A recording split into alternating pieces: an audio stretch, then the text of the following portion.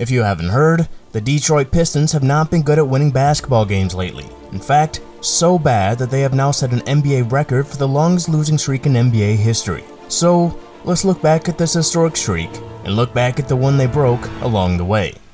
Totally sports-esque. Major League. There's a key difference between these two streaks, and that's the fact that the Pistons' losing streak has took place in just this season, and the 76ers streak extended from the end of the 2015 season to the start of the 2016 season. That record losing streak started on March 27, 2015 with a loss to the Los Angeles Clippers, and ended with a win over the Los Angeles Lakers on December 1st, 2015, meaning they went 249 days without a win, obviously including the offseason and not including the 2 preseason games that they won.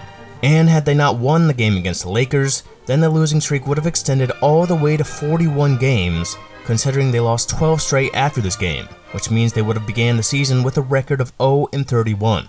During this streak, the leading scorer was rookie Jahlil Okafor with 17.5 points a game. Robert Covington finished in second at 14.8 and only played one more game than Okafor in this time with the injury that sidelined him in the beginning of 2015.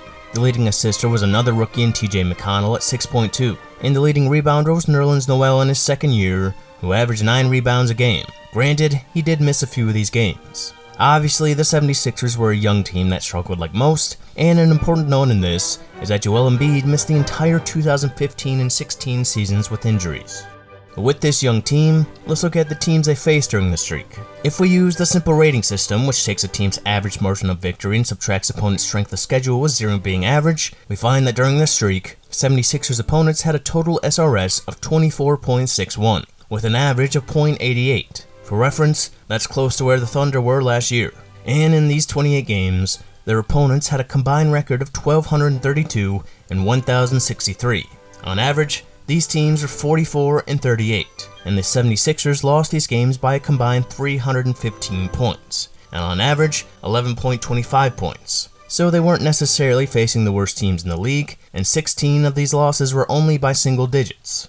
You're back! Yay! But let's compare these stats to the 2 losing streaks that were exactly 26 games long. The first is the 2010-11 Cavaliers. This was their first year without their franchise player that carried them for years, in Zydrunas Ilgauskas, and it didn't go well. The streak started on December 20th with a loss to the Utah Jazz and ended on February 11th with an overtime win over the LA Clippers. And these opponents had a higher total SRS in 2 less games than the 76ers with 28.55 and an average of 1.10. The opponents had a combined record of 1,144 and 988, with an average record that matched the 76ers at 44-38. These Cavs did have a higher loss margin than 2 less games at 346 and an average of 13.31. But ultimately, the Cavs' losing streak in 2011 was similar to the 2015 76ers streak in that they faced many good teams and had plenty of games finish in the single digits, with 12 of these for the Cavs. But in my opinion, the 2013-14 76ers,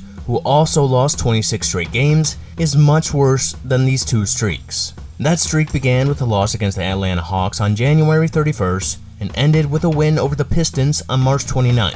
And the reason this streak is much worse is because in those 26 games, their opponents had a negative SRS, a gap of 35 between them and the 76ers in years to come, and a gap of almost 40 with the 2011 Cavs. And the competition they played had a combined losing record at 1,045 and 1,077, an average of 40 and 42.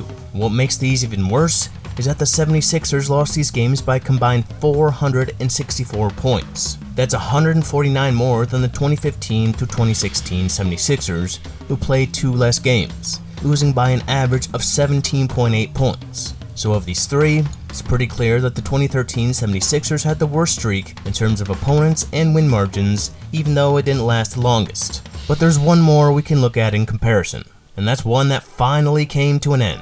The Detroit Pistons finally won a basketball game by defeating the Toronto Raptors on December 30th, 2023.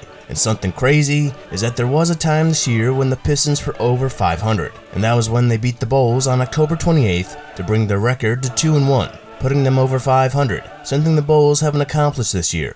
But on October 30th, the losing streak started with a loss to the Thunder. And like the 2015-16 76ers, they didn't win for all of November. The Pistons almost one-upped them by also not winning in December, but the losing streak finally came to an end on New Year's Eve. And during the losing streak, the top scorer was Cade Cunningham with 23.4 points. He was also the top assister with 7 per game. And the top rebounder was Jalen Duren with 10.5 rebounds a game. Obviously, the streak was the ultimate low point for the franchise, but Cade Cunningham was the one good takeaway. He even became the first Piston since Jerry Stackhouse in 2001 to have 2 40-point games in a month. But going past that, looking at their opponents, it's obviously hard to compare with the other teams statistically because there are still many games to play. But we can use the stats we have for now. In terms of SRS at this point, their 28 opponents had a combined SRS of 42.75, by far and away the highest of these 4 losing streaks. That is, thanks in part to more back-to-backs being played now. And considering the Pistons played the 76ers 3 times, it increases the SRS plenty.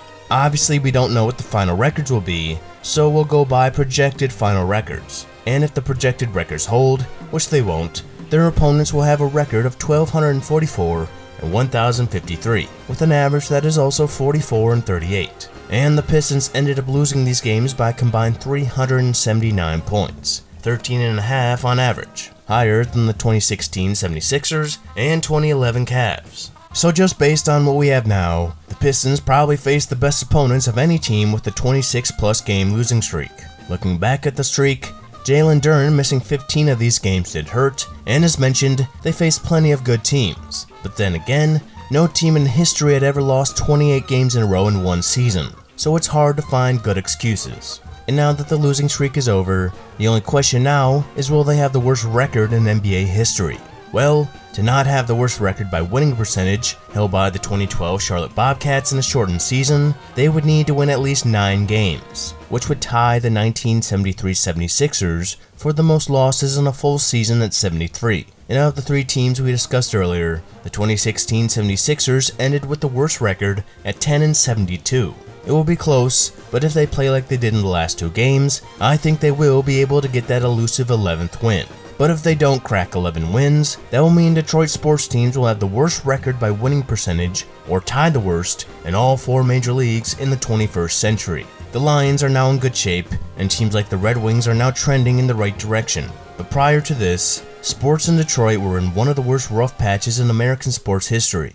And you can watch a video I made a few months ago detailing this. But all the Pistons can do now is attempt to break the reverse of their streak and go on a 34-game winning streak to overtake the 1972 Lakers. And if they do this, they will be 7 games over 500. You can only pray for this to happen, but your prayer shouldn't be directed to the Pistons, and instead should go to Wingstop employees who will be feeding starving Pistons fans for the first time in over 2 months.